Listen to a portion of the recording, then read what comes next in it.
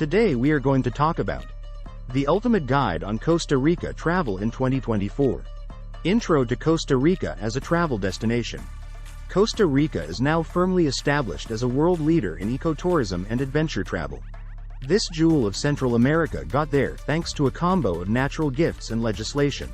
A whopping 26% of the total land here is protected in some of the best national parks and reserves in the world. It's illegal to hunt, period. Oh, and the nation ditched a standing army way back in 1949, preferring instead to spend on conservation and preservation.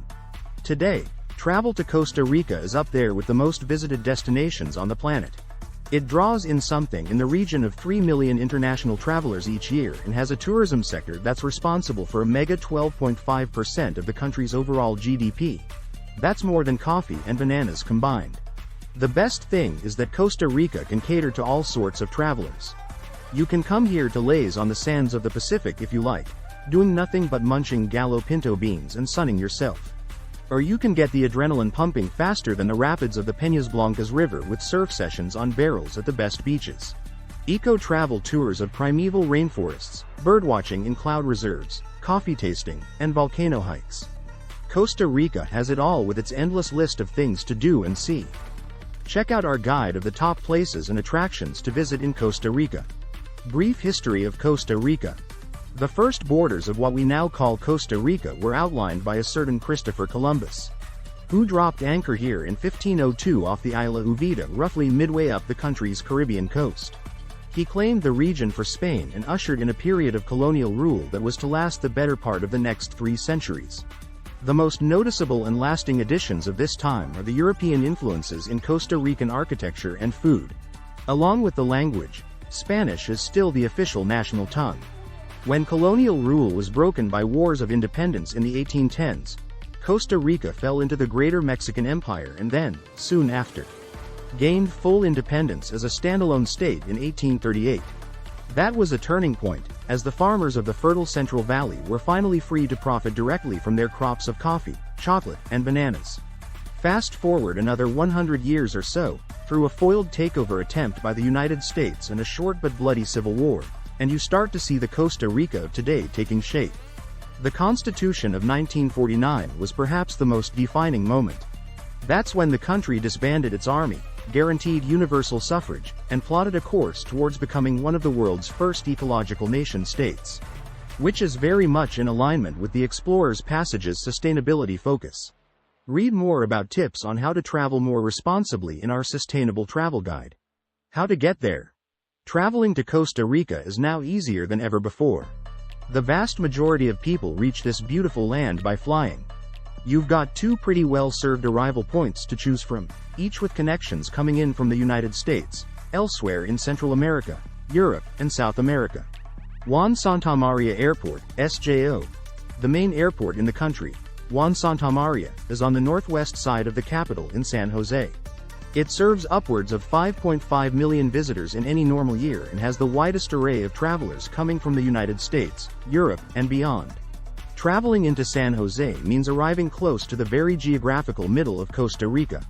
That means it's a good option for launching trips to the beaches of the Caribbean and the Pacific with pit stops in the cloud forests and the volcano parks along the way. Guanacaste Airport, LIR, often called, simply, Liberia Airport. This is the second largest arrival point in the country and a great Costa Rica travel option if you are looking for something a little different. It's an up-and-coming airport that's fantastic if you're looking to get to the best surf spots and beaches of Guanacaste Province or the Nicoya Peninsula. The terminals serve up to 1.1 million tourists in a normal year, and there are now international arrivals from London, Houston, and Los Angeles. Road trippers can also arrive on the Pan American Highway. This iconic roadway links more than 18,640 miles, 30,000 kilometers, of territory. From Alaska, the Explorer's Passage also operates a fantastic tour in Alaska. In the north to Ushuaia in the south, passes right through the heart of Costa Rica. A word of warning in the name of safety, though. The locals refer to the Pan American Highway as Via Muerta, the Way of the Dead. It has some very challenging sections, including winding mountain roads that are totally untarmacked. It's also a serious drive of over 65 hours from San Jose to the United States border. Getting around Costa Rica. So, you're on the ground in San Jose. Where to next? Magma-spewing volcanoes await to the north, idyllic surf beaches await to the west, Caribbean reefs to the east. But how to get to them? There are loads of ways. Buses. There's a pretty fantastic bus network linking up most of the major destinations and smaller towns in Costa Rica. Travelers have long relied on this method and this method alone to get from point A to point B. San Jose, the capital, is the hub of it all. From there, you can get out to the Caribbean side of the country in a day, or the Pacific side in just a few hours. However, traveling Costa Rica from one coast to the other will often involve a stopover in the city along the way. Routes are also made longer by the fact that buses don't generally use major highways and often stop in small villages. Travel by bus is definitely the budget choice, though. Even the lengthiest trips cost under $14 per person. Private shuttles.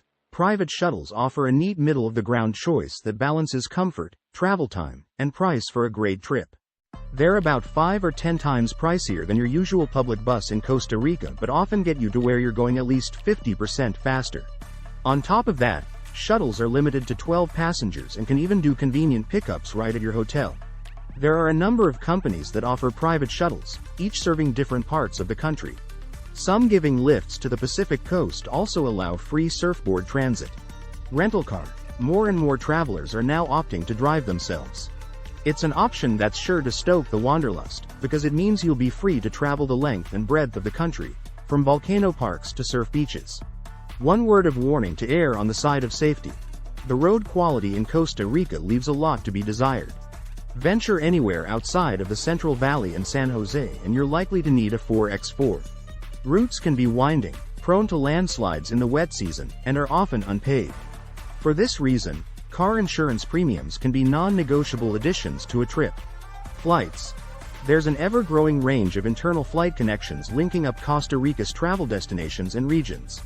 About 5 different airlines now operate domestic routes. Again, the main hub is San Jose, but there are smaller hubs in Limon and Liberia. Flights are naturally the fastest way to arrive in a particular region. They also open up some parts of Costa Rica that are pretty tricky to get to by road. Like the very ends of the Nicoya Peninsula or Palmer Sur on the side of the Osa Peninsula in the deep south. Visas for Costa Rica. Costa Rica actually has some of the most relaxed entry requirements among travel destinations in the world. Most travelers don't need to pre-apply for any visa or documentation before they set off. In fact, there's a list of about 65 countries that get totally visa-free access for up to 90 days at a time, including the US, the UK, and the EU nations. And a further 40 or so nationalities that get the same but for up to 30 days at a time. You will need to ensure that you have a passport that's valid for at least the duration of your stay plus 6 months. Border control can also ask for proof of a return ticket or onward travel and proof that you have the financial means to support yourself during your trip. If you're not sure what you need to visit Costa Rica, get in touch with my team for more guidance on entry requirements. Subscribe, like and comment. Join us with next travel incentive.